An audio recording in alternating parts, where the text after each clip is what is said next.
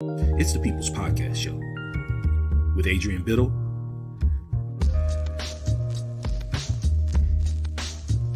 Melissa Bartlett,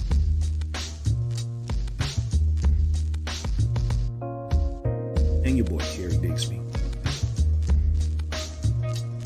It's your show, so tell us what you want to talk about. It's the Round Table Podcast Show. Yay! We're back. Yep. I was about to say something, but I said, no, I'm not going to do it. It's going to be good. He's doing it already. He's about to start stirring, but I said, nope, because the family is back together again. What is going on, everybody? It is the At the Round Table Podcast Show, and I will be remiss not to introduce the lovely lady with the banging fedora on. Booyah! Her name is Melissa Bartlett, aka Miss Pitbull. What's going on, sis? What's going on, guys? I am good. Middle of the week. Podcast. Hump day. Yeah. Like what I did there, don't you? Yes. But yeah, super excited about it. I guess she is family to us, and so I always have a good show when she shares her knowledge. And you guys know I missed A-Money so much. Oh, the tears were flowing a couple weeks ago, boy. I missed my brother. I didn't have anybody to pick on, and I need that to make my day. Like, what kind of mess is that? I get it. Oh man, she longs for it. She longs for it. She does. Yeah. Well, I missed y'all. I missed you all as well, and I appreciate y'all holding it down. And that show was a good show. I saw some very talents and people that I didn't know they had. Very decent impressions and slapstick from both sides, y'all. You all did y'all did fairly well. All right. And again, I'm A-Money, and the gentleman to my right on my screen, but is Mr. Urban himself. Excuse me. No. We done upgraded. Mr. Kosher himself, the conductor, CD. Yes. And I want to thank everyone for allowing us the opportunity to have that show and just to be able to show the love and affection that we have for the gentleman known as Adrian A-Money Biddle. We would be remiss not to do so and just to, highlight on his many talents and his baritone that keeps us going throughout the show. For that, we say thank you, A-Money. Thank you very much. Put a smile on his face. That's it, man. Make him laugh. That's it. But yeah, thank y'all for joining us this evening. If you don't know, now you know. She is family. She is the one that we go to whenever we have questions about sexuality. The myths, she debunks them. She educates as well. We love her for that. And just for her being her, she is Liz Mallers. Hey, welcome back. Yes. It's good to be back. Thank you so much for having me again. I missed y'all. Oh, likewise. We missed you. Yeah. It's good to see your faces. So what have you been up to? Oh. Good stuff. I've been busy with lots of good things, but moving in, you can see the tape on my wall still, trying to plan out how I want to put everything up. And we've been in this house for a little over a year, so I should probably have stuff on the walls by now, but it takes time. So you got the plants though. That's important. I do. I mean, they're just kind of thrown on there for now, but they like the sunlight that comes in this room. So as do I. Yeah, moving in, still doing that entrepreneur sex coaching and educating and consulting and workshopping and wearing all the hats. So not as good as Melissa's hat there, but Oh, was channeling Boy George a little bit. The 80s were calling. I like it. Yeah, it's tight. Yeah. Yeah, things have been good. Mm-hmm. Will there be a song, maybe? A song? Yes. Yeah, Melissa. Let's No. hear one. Embrace it. It's not fair. I did impressions last show. It is your turn to do something. Show us your talent. I got a request. Come a Oh, yeah. chameleon. Come a chameleon. Come a chameleon. All right, that's enough. I was just getting into it now. Me too. Me too. Let's get into some questions. Okay, let's get into Miss Mahler's wheelhouse here. So you say you've been busy. You've been doing workshops and things of that nature. What are some of the things? Have you added anything new, or have you taken anything out? You're noticing like there's a shift or a change in what's needing helps or answers or questions for like my services, for your services. Mm-hmm. Well, with the workshops, I'm gearing up for workshops. They took a lull with COVID since they're usually in person, because I like to be engaging with my people, and it's so hard to be engaging over a screen, which y'all do so well. And I could take a note out of your book, but it's tough. So I took a little break from workshops, but I'm doing some collaborative workshops coming up. I've been doing a lot of collaborations, really just reaching out to my network and trying to expand my network, and really seeing what other people's markets and audiences are looking for, and seeing how I can answer to that. Because I love to teach about this stuff, and we weren't taught this stuff properly, with quality comprehensive education. So just trying to course correct everyone and branch into the markets. But yeah, so getting into the workshops, I did some consulting work lately that has been kind of new. I don't know. Otherwise, so rolling on the coaching. How do you consult? What do you mean consulting? I'm sorry, that just kind of took me there a little bit. Wait a minute. This one, for this one in particular, he's an investor, and he was thinking of investing in a certain website, and he wanted to check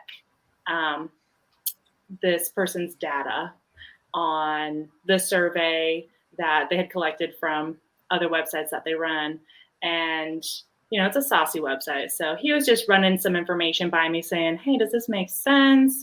Does this even sound right? Like, would this be a good investment, do you think? Gotcha. I couldn't answer that piece, but I could answer all the other questions. Gotcha. Okay. Because my mind went a totally different way.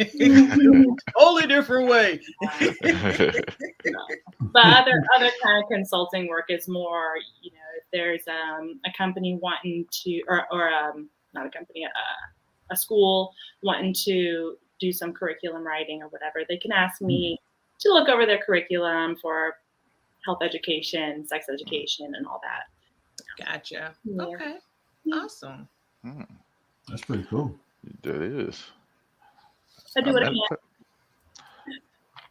Matter of fact, I didn't know that there was still sex education in most school curriculums.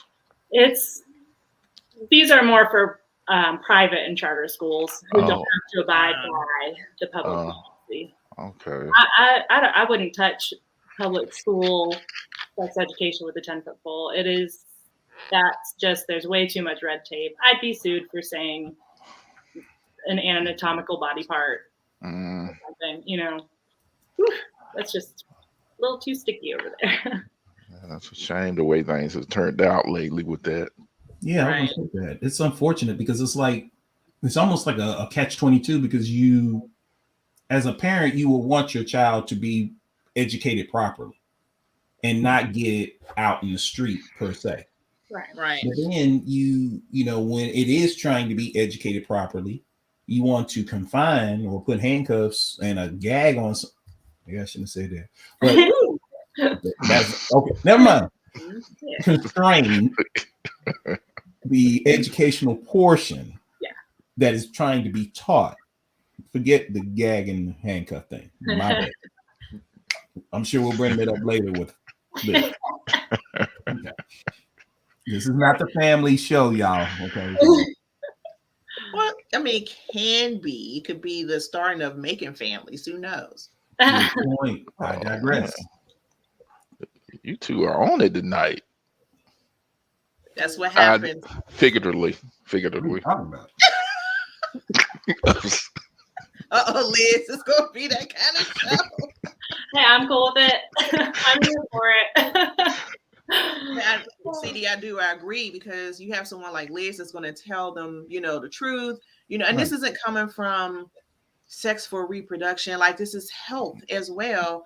Mm-hmm. When I had it in like the 80s, they were like using the plug. So the socket was the female and the plug was the male. Like, that's not really educating us, and I remember, like, we had to get the consent form signed, and then there was some parents that was like, I don't feel like, this is appropriate, Right. So, I mean, it just seems like they would want that type of educational experience and opportunity, because you're training kids. I mean, by the time they're in 5th grade, they need to be talking about sex. I'm sorry. That's the world we live already going through puberty at that point. Yeah. Right. So, you need to introduce them prior to that. But like, when you really want to kind of start having like an intentional conversation, I think by the time they're in 5th grade, 10 years old, they hit the double digits. Like, our kids need to have real conversations, not traditional, not family,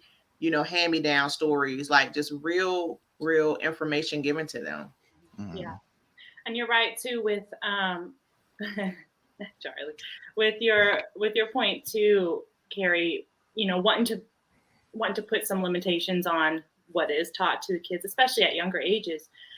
The thing that I think a lot of parents and politicians, but we won't go there, think and imagine if we just had unlimited sex education in schools, is that, we're sex educators are going to come in and like, just ruin their innocence and talk about 69ing in kindergarten or something. And it's like, no. We're not even talking about sex yet. We're not even talking about puberty yet at that stage. Sexuality also involves health, so proper hygiene. It involves relationship types and family styles. So teaching about, within sex education, you could teach about some homes are single parent homes. Some homes there's 2 moms or 2 dads, or some homes, some kids are brought up by their grandparents, and that is still under the umbrella of sex education. And that's more what you talk about with the kindergarten, 1st grade age ranges. But when sex education gets pulled, there's not necessarily that conversation happening with these kids. It's also about agency over their own body, which is really, I think, the main thing that I'm upset about with sex ed being pulled is, when you teach young children about their bodies and you teach them that they have the authority to tell somebody no when it comes to their body, then what are you left with? There's too much shady business happening. We need to prep our kids and give them the authority over their own being, right? Correct. Mm-hmm. Yep, you're right. Anyway. So true. True. And it's interesting because Charlie too just noted, she had made a statement. She said they act as if we're porn educators, LOL. Yes. And that is far removed from what you are. Picture this. Okay, so you have a young person who is just now getting to know their body. And my question to the parents would be, would you rather an educator get with them and speak about the changes, what's going to happen, what you need to do, all of those things, or would you rather he or she be in the park amongst their friends and they get, dared, and then one thing leads to another, and now you have this candidate or them not understanding what they're doing, and then it becomes a habit, not understanding, you know, that sex is more than a physical thing. It's these things. It's just crazy to me that they would do that. Many parents would have a problem with that. But then the irony is you'll break your neck and you invest hundreds of thousands of dollars for that child to be an amazing athlete or whatever. But this is something, if not taught immediately, could affect them for the rest of their lives, one way or another.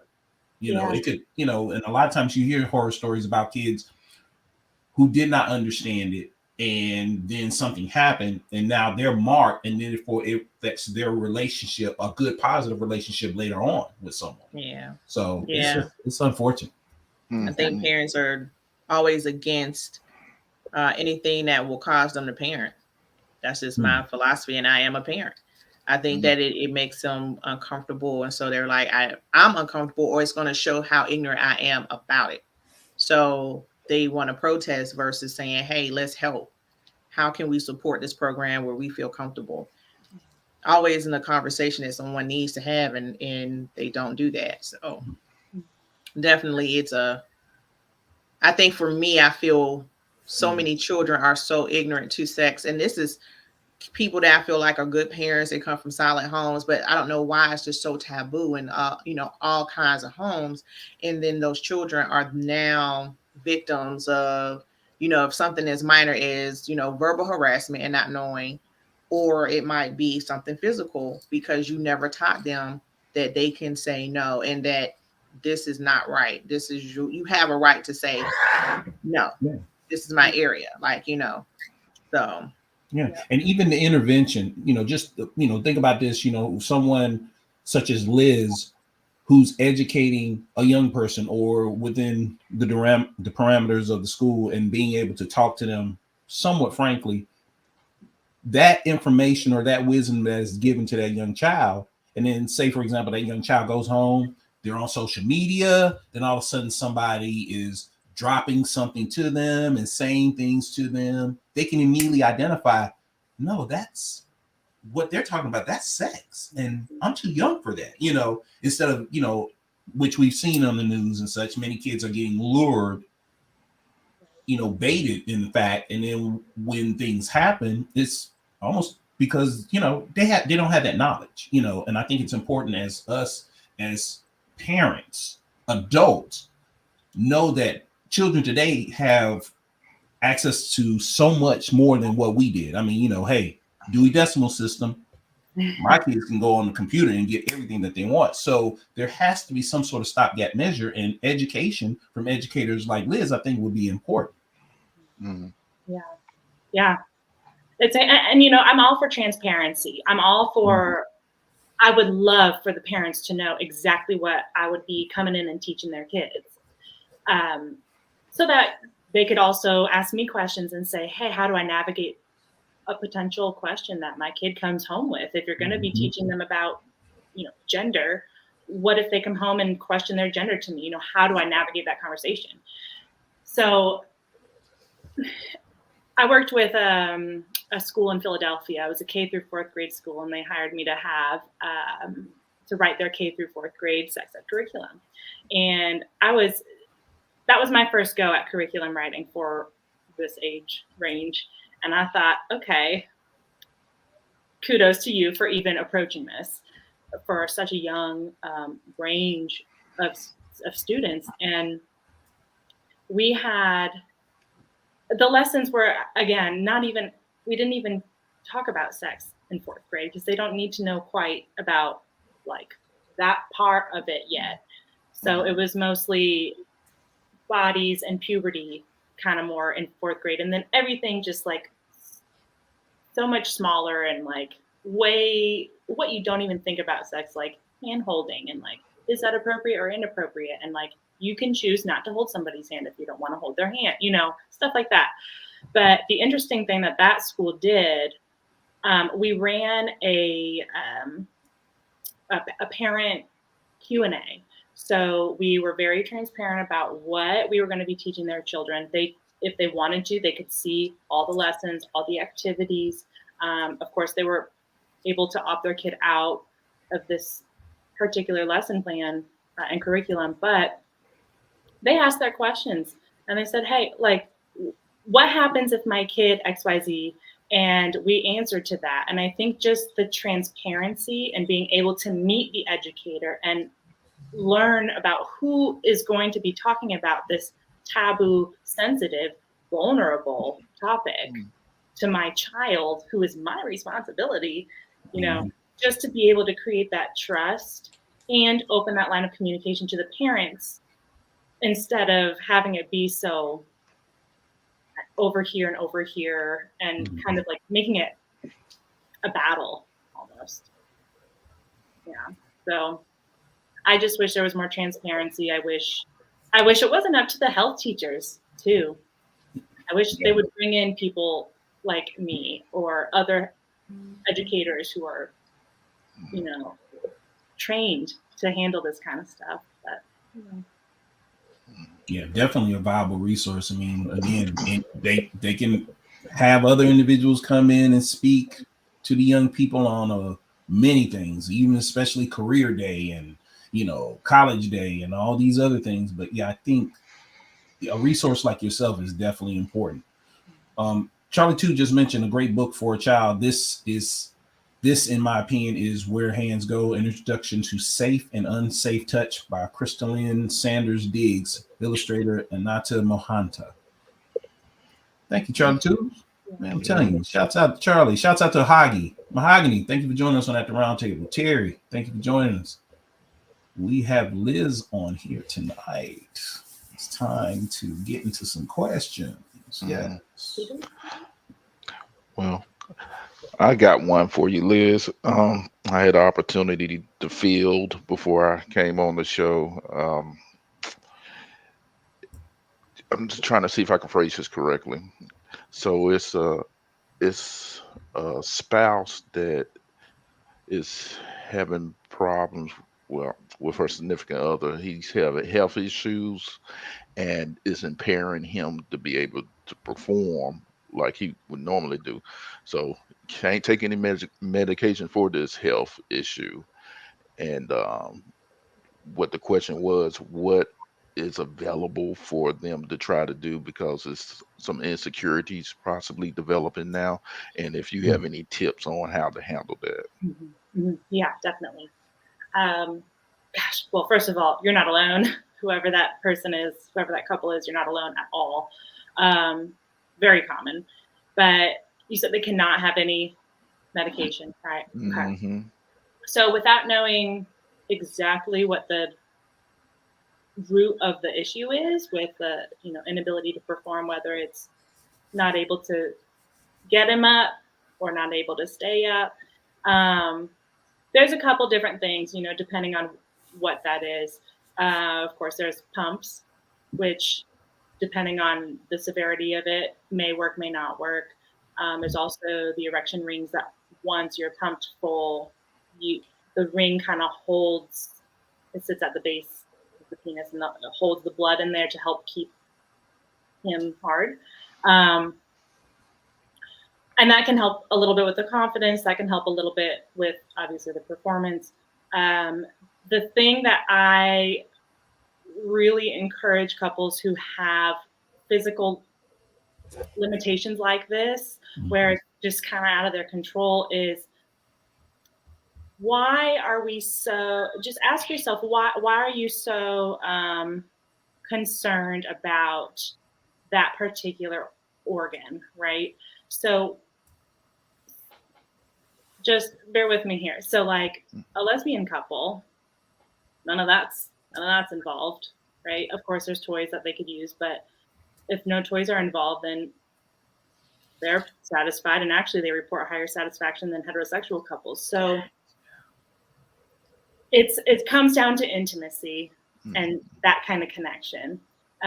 So how are you connecting and staying present with your partner through some of these ailments or concerns? How are you being there for each other? How are you showing up for yourself? How are you showing up for them? What are you doing in between intimate moments to help you maintain a positive mindset about yourself and about your partner and about your intimacy together. It's really tough to just not do anything intimate with each other, not do any kind of like flirting or tiny little intimate things like just text, hey, I'm thinking of you, or leave a note on the coffee pot or something, like have a great day. Just little moments of small, tiny drops in your intimacy bucket. You can't just go in and say, okay, it's time for us to have sex. Let's just turn on the intimacy now. You need to, you can't build a fire without first having a spark or a flame. Right? There's no buttons. There's no button. Yeah. You need to keep your pilot light on, right? Otherwise, your fire's not going to turn on. So how are you keeping your pilot light on in between those sessions? But yeah, specifically for this couple, look into those products. They, depending on what's going on, it may or may not help. There's, I don't know how drastic they want to get, but there are injectables, and I know that sounds like for that part of your body, but there are some like injectable shots to help. It's not taking a medicine every day or at the time of intimacy, but it's more of a long-term kind of help. However, focus on how else can you shape your intimacy? How else can you give each other and yourself pleasure other than focusing on clitoris, penis, vagina, boobs? You know, like what else can you do? An exercise I give my couples a lot is, I call it focus play.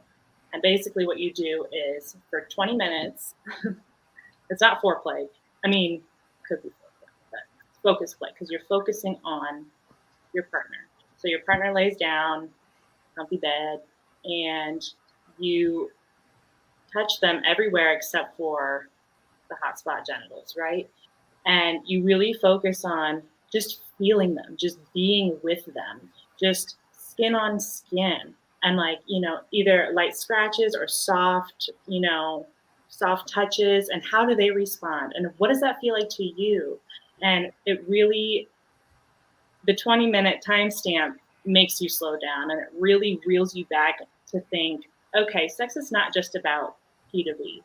It's about that connection, and it's about, you know, touching, not always touching each other, but for many people, touching each other and feeling and being present in the moment. So I would encourage them to shift the way that they think about sex and shift the way they think about pleasure and intimacy with each other. Okay. It should help with the confidence piece too. All right. It's very good. Yes. Charlie 2 just said, my products are great. Partywithcharlie.com. There you go. There you go. That was a very good one right there, man. Yeah, I thought that was interesting. Yeah. Nell, I know you had some as well. I did. I'm reading over now. Says, what if you can't find a woman's G spot? Ooh. Or how do you find a woman's G spot? Yeah, the G spot. Oh, the G spot. Okay, so the G spot may not exist in every woman. It's actually clitoral stimulation from inside. So the clitoris, if you imagine, is not just that little button on top. It's much, much bigger than that. It comes around and it looks like a wishbone. So if you imagine a wishbone with kind of a curved nose, you see the nose, and then it's got the whole wishbone. It's got two legs, and the legs straddle over the vaginal canal. So when you have the legs of the clitoris and then your vaginal canal is coming through, basically the G spot is when you're going in and tickling, you know, there we go, tickling like right here, and you're actually kind of hitting the clitoris from inside the vagina. So some women do not feel this because of anatomy. The legs of the clitoris might not be sitting right on top. They might be a little bit further in distance, in which case you have to push so hard to where it's painful to hit that point. So the G spot, if she does experience that and even likes it, it's, you know, the come hither motion. It's just 2-3 inches in, and then if you kind of pull your fingers forward towards like the front of her, like towards her belly button, that's where it would be. But again, everybody's different. Every body is different. So always check in with your partner and see if they even like it. Even if she can feel it, it might not be her favorite thing. It might not really do anything for her. So always check in with your partner. Well, that was a pretty decent roadmap right there, Liz. Giving you what I got. I almost did it. Trying to be good. Trying to be good.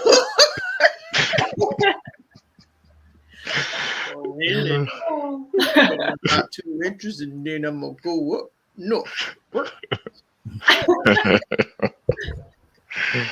Oh gosh. I'm not gonna do this. Yeah. Hold on. So Charlie 2 said, I just love hearing proper terms in lay speak. I love when Liz is here. You do too. I'm telling you. Thanks, Charlie. Charlie said that's what he said. Oh man. Oh gosh. That was like 5 jokes in my head, but never mind.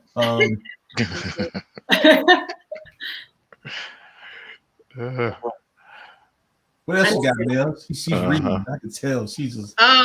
So this is like a scenario. Putting physical and emotional feelings aside, what makes sex such a mental activity?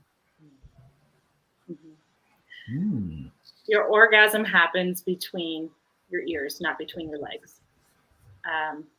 It's all mental. We just get there frequently via physical stimulation.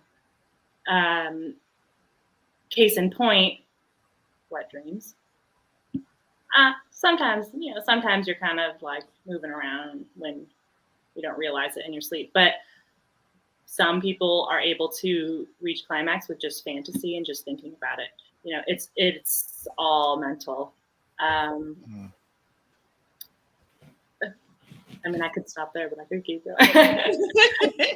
So I'll ask another question, or like a part B to that question. Do you feel that there's an exchange of mental energy between people who you have great sex with versus somebody that, you know, you do, but it's not the same? There was an example of, you know, you see this person only once or twice a year, but when you get together, it's, you know, it's crazy, like versus someone that you see all the time. Yeah. Cool. Yeah. Yes and no. A mental connection, I don't know if I'd call it that. Maybe I'd call it more emotional connection, maybe a spiritual connection even.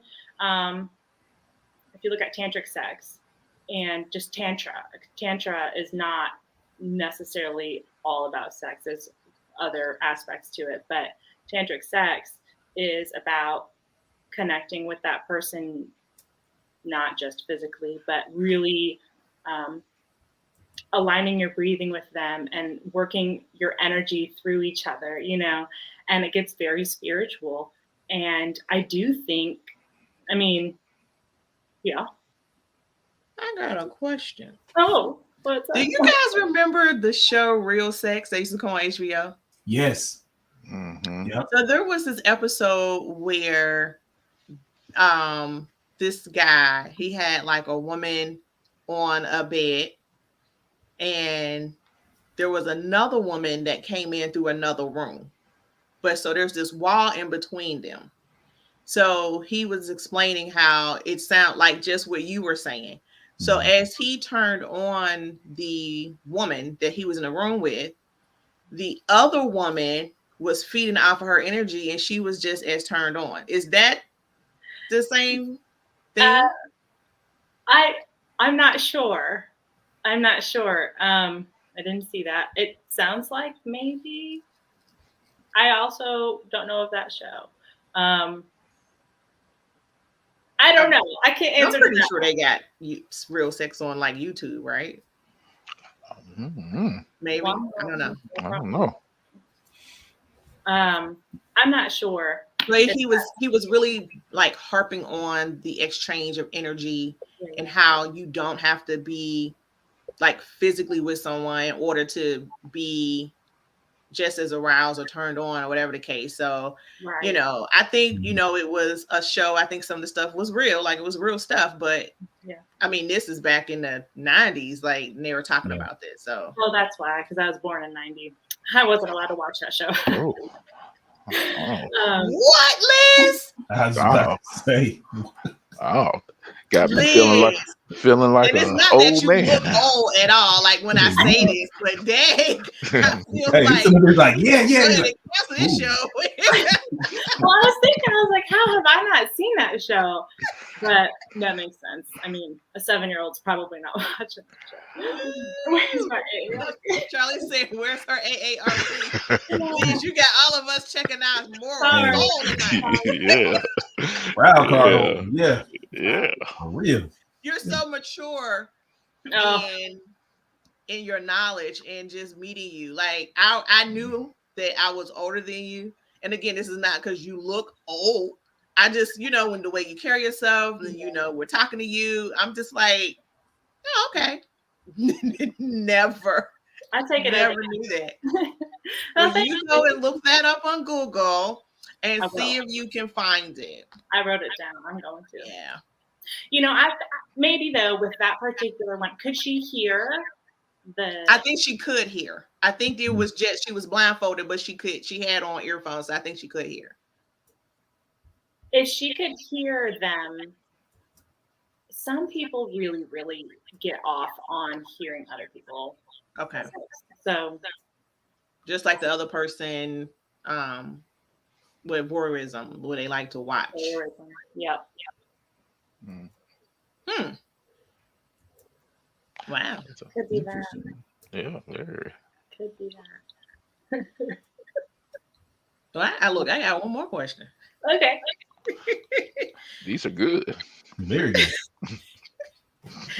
So this one is about the woman squirting. Okay. Is this something that everyone can do or just a select few? Is it something that is really even a real happening? That's what the question says. Okay. Yeah. I'm hearing an echo on my end. I'm going to see if the headphones will. Can you all hear me fine? Mm-hmm. Yeah. Okay. I heard an echo. I don't know if that was squirting. So there's some sexologists say yes, everybody can squirt.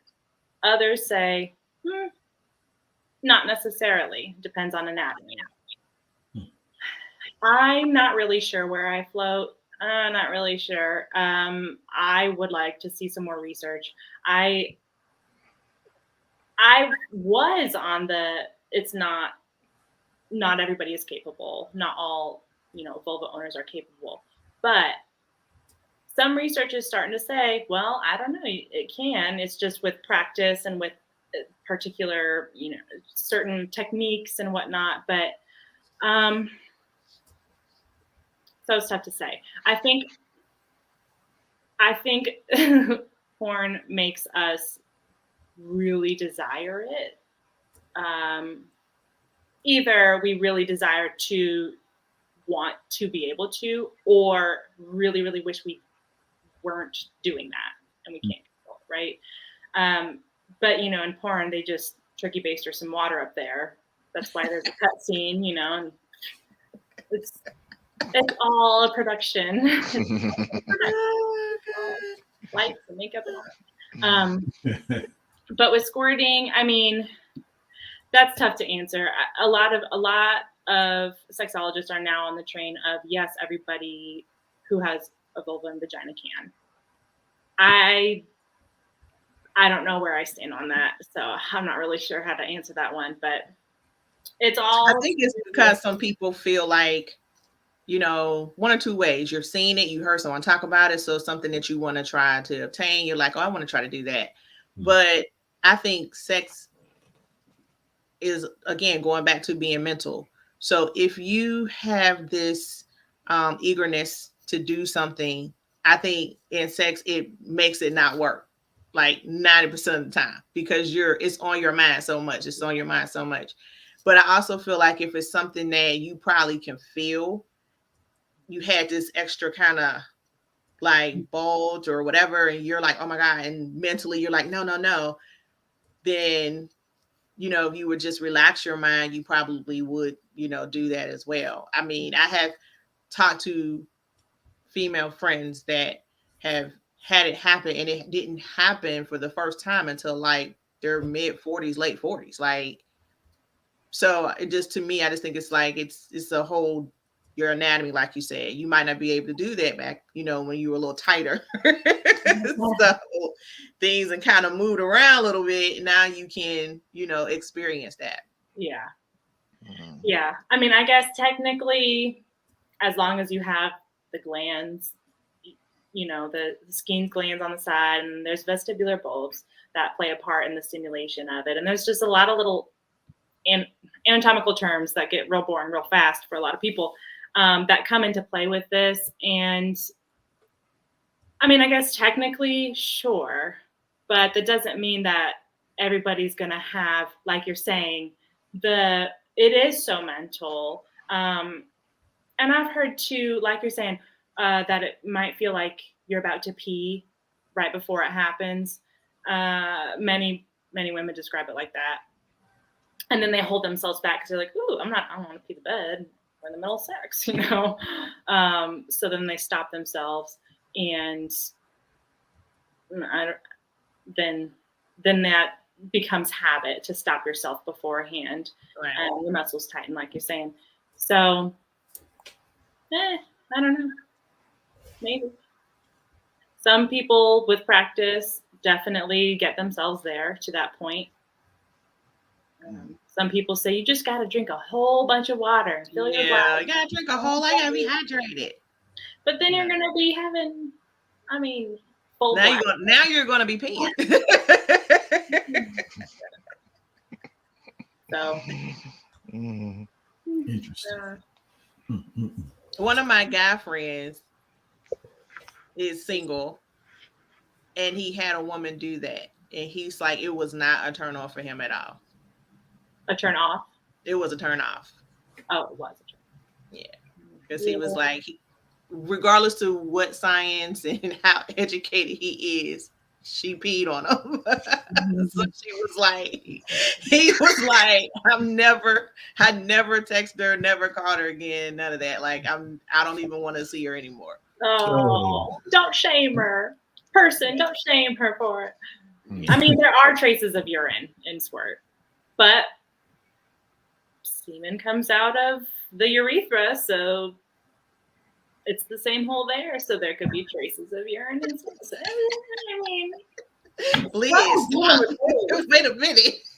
I mean, it's all. We didn't think about that. Stop. No, we don't want to talk about it no more. No.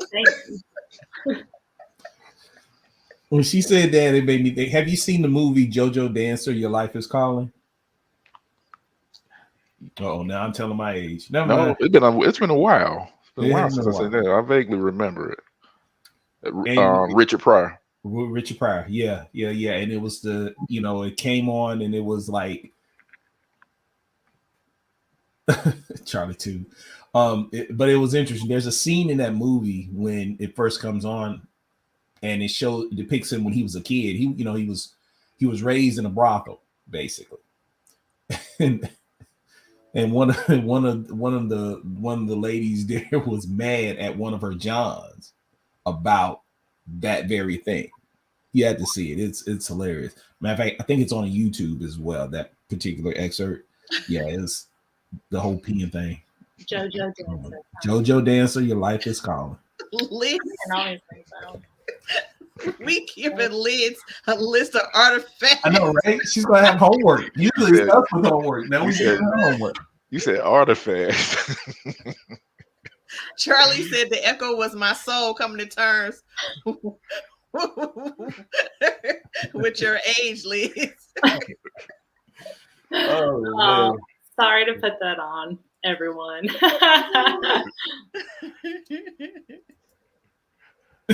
I know, right? Adrian's usually the researcher. Now she's gonna be researching. Her husband's like, what are you doing? He's He's like, gonna be looking stuff up. Reddick is gonna be like, ping. We're gonna add this to our website. oh man. Oh, my cheeks always hurt on this show. Melissa's fault. She did it. Yeah. That's what I'm here for. Liz, I want to say, I think as a woman getting older, tell my age, like knocking on the door of 50, there's always a fear of like this taboo about not embracing the changes that your body goes through. Not in embracing the changes, we're gonna just say your homegirl goes through. So can you kind of debunk some of those rumors that you hear? Yeah. Oh, yeah.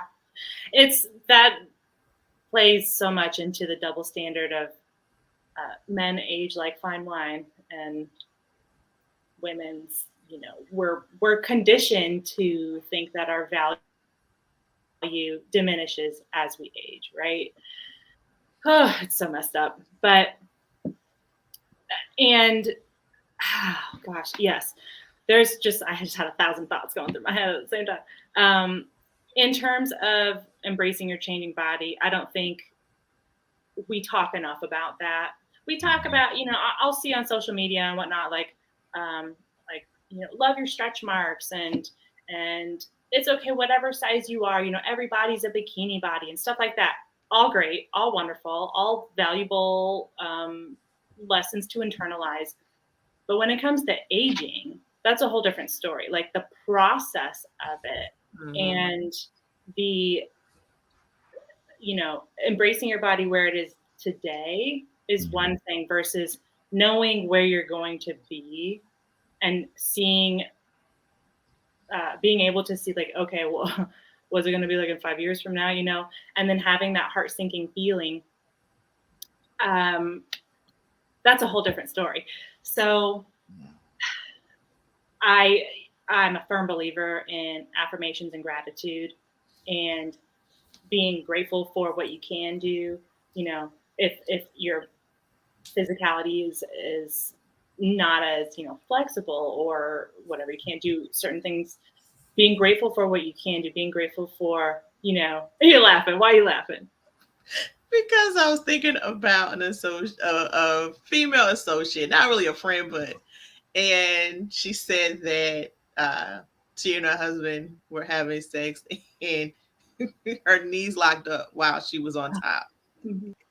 So I'm just thinking about what you said as far as like not being as flexible, not being able to do things you used to do. And so, you're trying to move and you realize that your knee is like, no ma'am, we're staying right here because we gotta wait to unlock. And she's, she said they laughed about it or whatever, but she's just like, we're getting older. Like, it doesn't mean that you don't still do those things, but you have to realize like, I can't do that anymore, Yeah. I'm glad she laughed about it though, because that's kind of what I was gonna be getting at, is like roll with the punches, like laugh about it. I mean, we kind of talked about this a little bit, Melissa, right before we went on, but if you're not living, you're dying, right? So part of aging, if you're not aging, you're not living. So it's tough to just say, just embrace it, I mean, easier said than done. But I really, I would love to see our culture start to idolize aging, and not idolize it, but put it on a pedestal a little bit. Like, let's I'm seeing a small movement in I feel like sometimes on my social media, I'm in a little like sexology bubble and I just see what's going on there, but like reality of the rest of culture isn't there. So sometimes I feel a little out of the loop, but at least in my little bubble, I'm seeing a push for different bodies and different colors and different cultures and different ages to being on like Target ads or and porn even too. In ethical porn, there are older, wrinklier, saggier porn models, performers. So again, I don't know if this is just my little bubble that I'm seeing it in, but I would, oh gosh, I would love for our culture to move in that direction. But I guess to talk more on your question, it's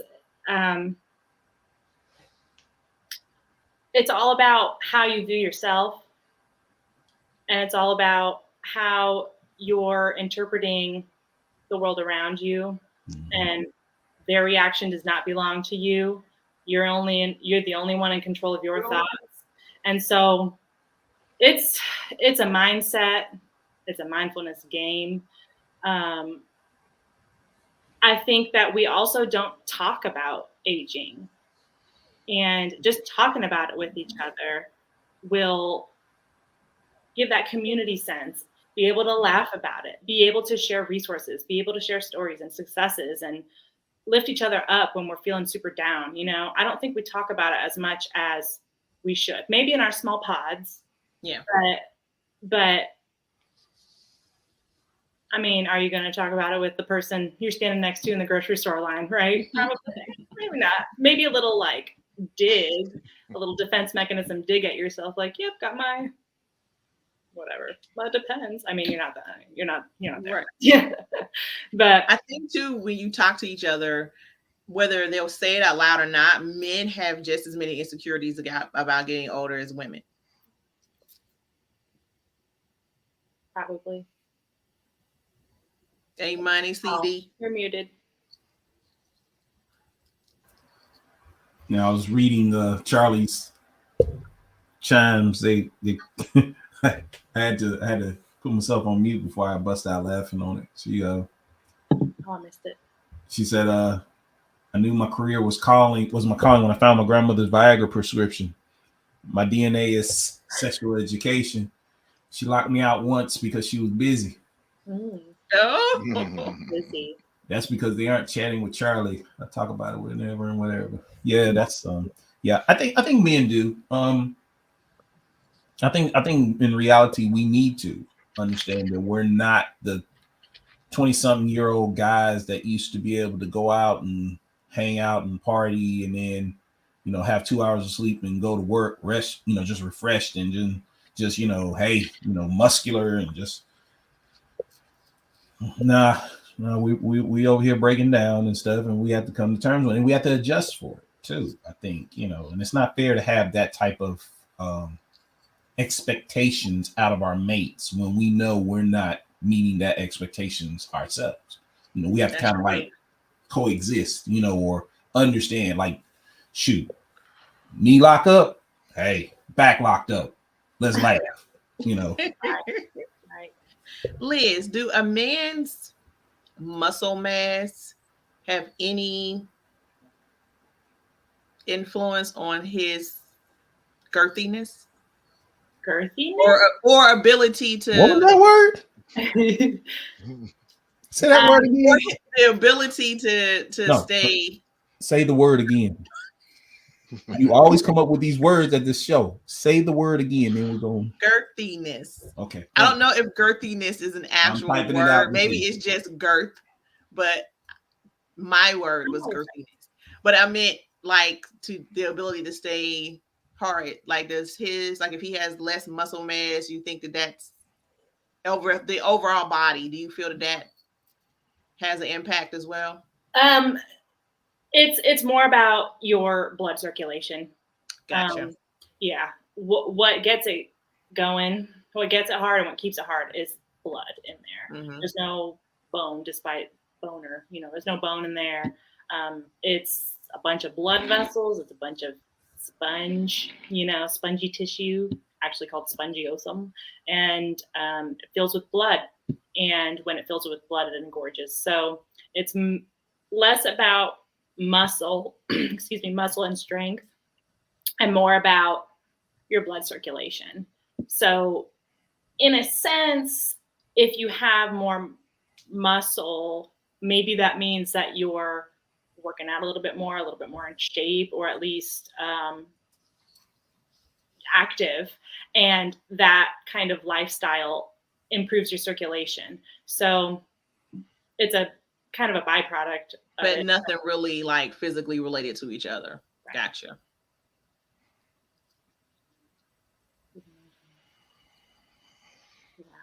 Hmm.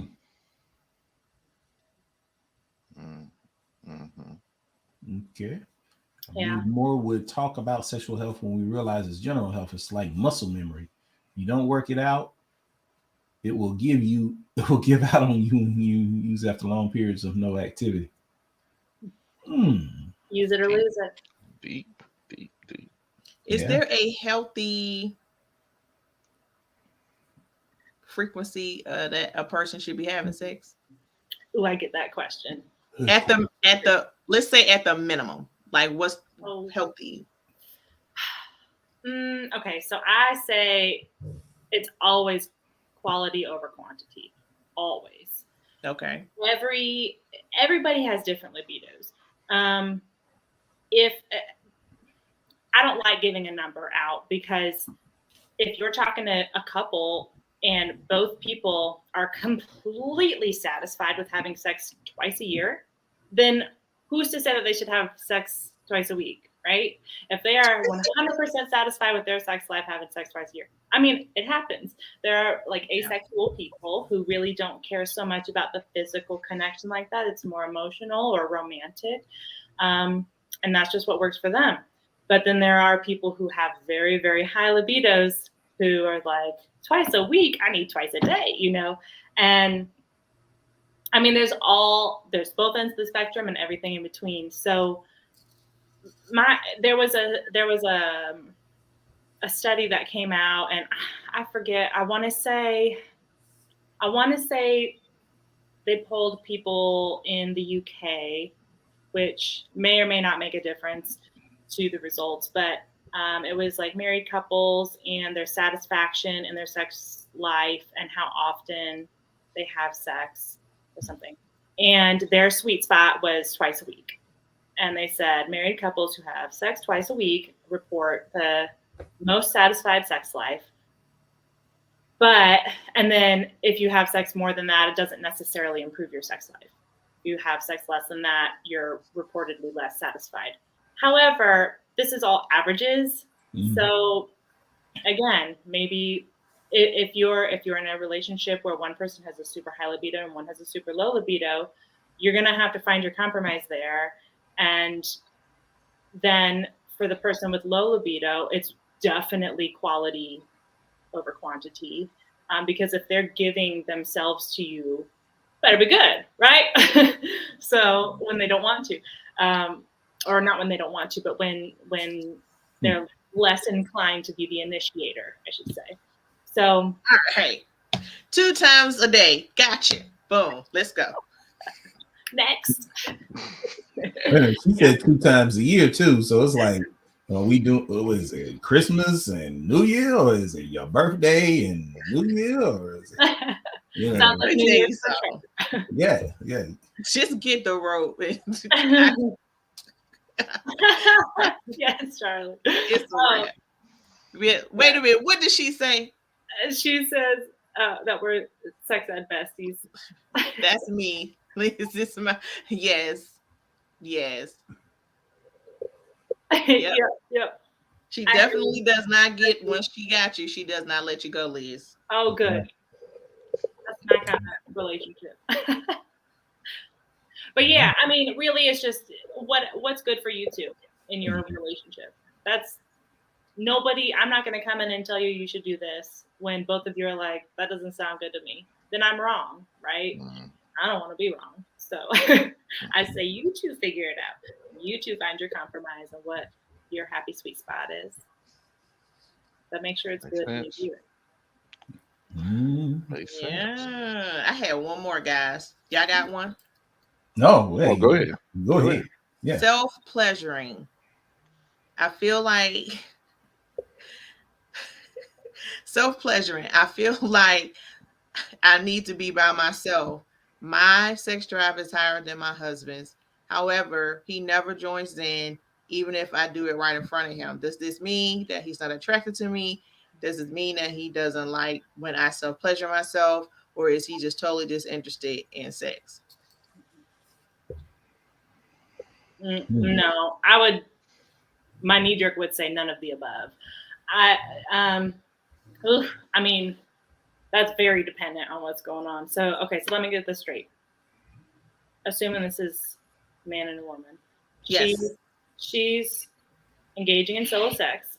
Yes. He's walking in and paying no mind and doesn't do anything for him.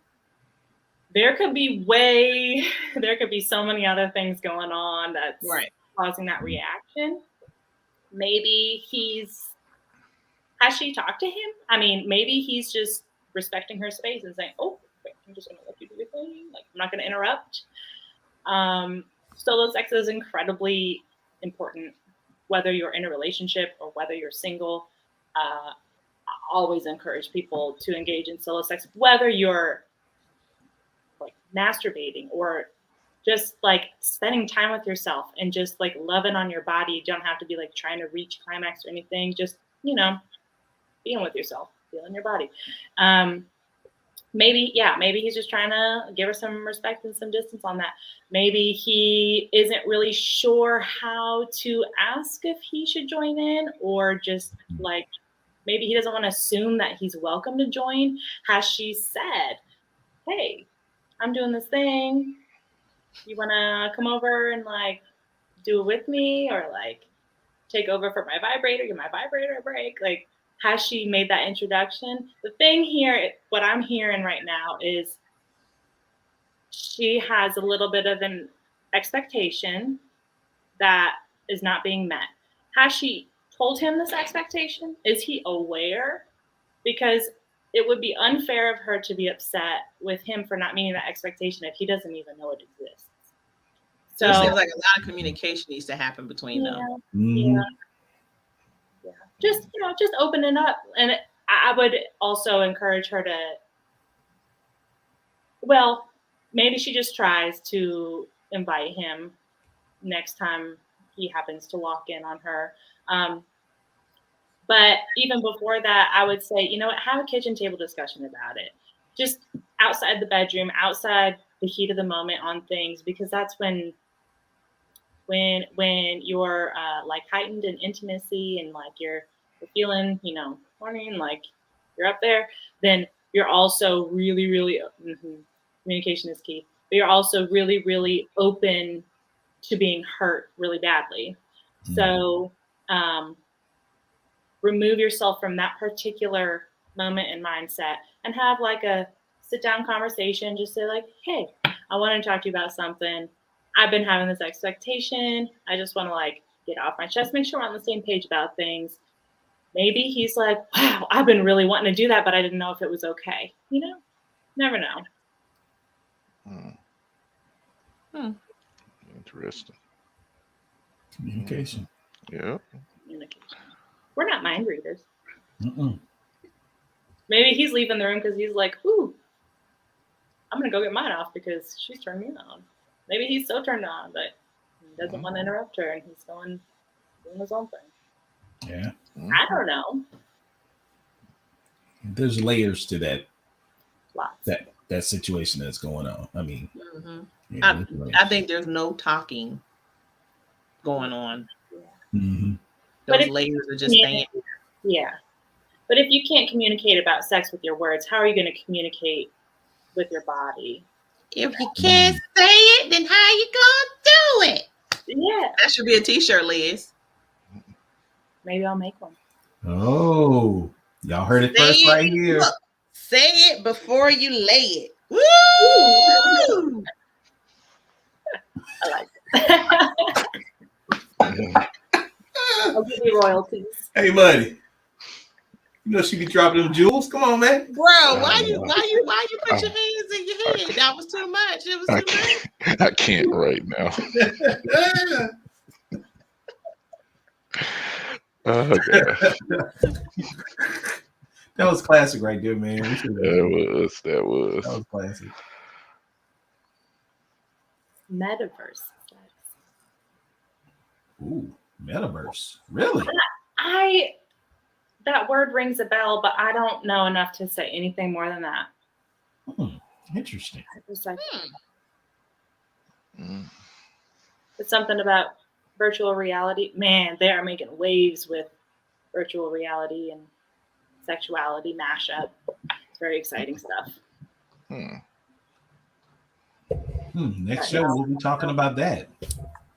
Hey, another avenue though. I mean, you know, another avenue of education. Yeah.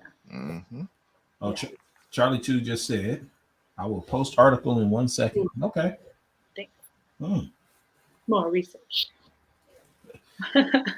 She is going to be busy because of us and this show. I mean, she was probably thinking, hey, I'm going to hang out with my people, have a great show. Now she's got like all this stuff she's going to have to review and research. So it's a virtual reality world where users can interact, game, and experience things as they would in the real world. Oh, so it's gonna be like oh look, Liz, here goes another one of your artifacts. Yeah. What's the movie with Sylvester Stallone and Wesley Snipes? He has the blonde bob. Demolition Man. Was it Demolition Man? Demolition Man. So. And what's the name's in it too? Sandra Bullock's in it too. Yep. So Demolition Man. It's like a future utopia world where they didn't exchange any bodily fluids. So they had these head can't like things you put on, and that's how they interact sexually with each other because it was against the law to exchange bodily fluids. Okay. And that was in the 80s, I think. That came out in the 80s? Yeah, I want to say 88. Like, 89. Yeah. Somewhere in there. Yeah. That was a good one. If nothing else, just for that scene. So the way that they rehab criminals is they like programmed them and they did some type of a freeze. They programmed them. So when they were released back out into the world, like they had this serial killer, he knitted when he got out. You know, it was like crazy stuff. So this is 88, 89 projecting what 2000 was going to look like. Yeah. You know. Yeah. Taco Bell, funny thing, Taco Bell became a elegant fine dining restaurant in the future. Oh. Yeah. Well, that tells you you're something. wrong on that. Yeah.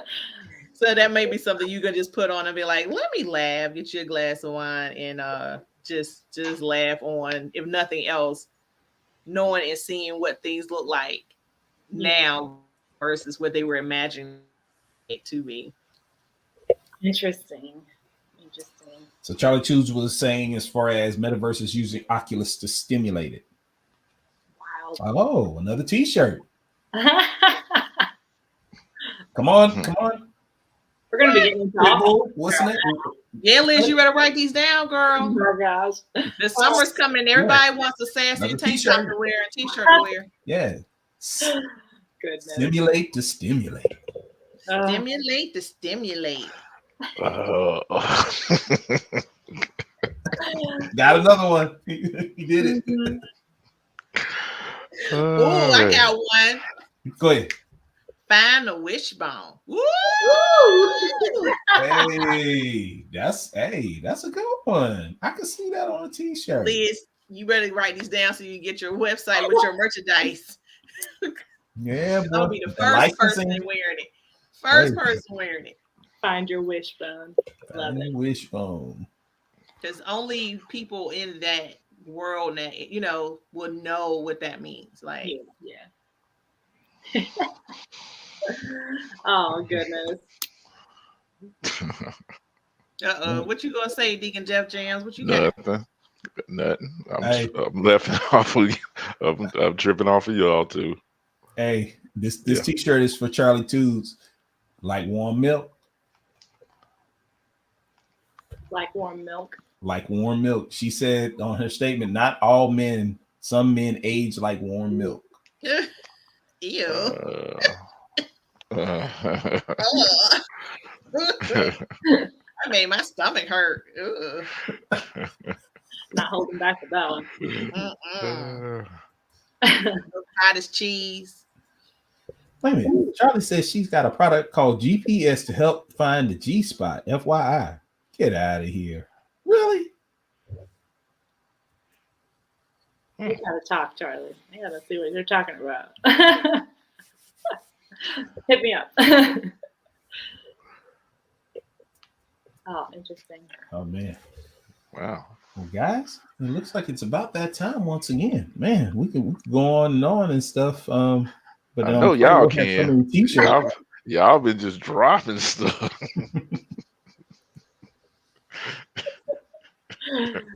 You're just getting bashful down there. Yeah. That's what it is. But it's okay. Yeah. It's endearing. I'm the straight man tonight. Okay.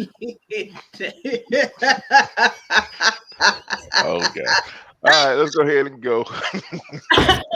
Let's cut it before. And when he does say something, that's how he drops the mic. Hey, money. Yeah, you can bank on. Silly. But Liz, it has been certainly a pleasure to have you back again. I know we were jonesing to get you back on, so it is always a pleasure to have you on. Always a pleasure chatting with y'all. Oh, my day, like I said, nothing was going my way. And I was like, thank goodness I'm on At the Round Table tonight because it's always a mood lifter for me. So thank you all. Is that another t-shirt? Yes. The first one. Oh. Charlie Toots, go ahead and put it out there. Yeah, you did the same thing. She said, wait, I said release. It's okay. It's all right. It's all right. You go get that release. She should with that arsenal of stuff she got. She should never need a release. What toys and gadgets she got. Oh goodness. Well, family, we want to thank y'all once again for joining us on At the Round Table. If you get a chance, please share the show, watch the show. There are some tidbits, there's some nuggets, there's some wisdom amongst the parodies that we have exhibited. There's a lot of wisdom in this one. Just got to get past the t-shirts and stuff, and you'll get them. But yeah, thank y'all once again. Join us again very soon. We'll have more fun and Deacon and Pitbull and Stir Your Drink and just having a great time because y'all are our family. It is the People's Podcast Show. We appreciate y'all for it. And until then, and if you get a chance, visit Liz, your website. LizMallers.com, just my name. Yep, okay, there. Yep, it's on the screen. LizMallers.com. If you're on Instagram, my handle is Liz the Sexpert. And Facebook is Liz Mallers Sexology because Facebook is got to be a little bit more family friendly there. Mm-hmm. Oh, we love you too. But yeah, thank y'all for joining us tonight. We'll see y'all again soon. Y'all be blessed. Peace.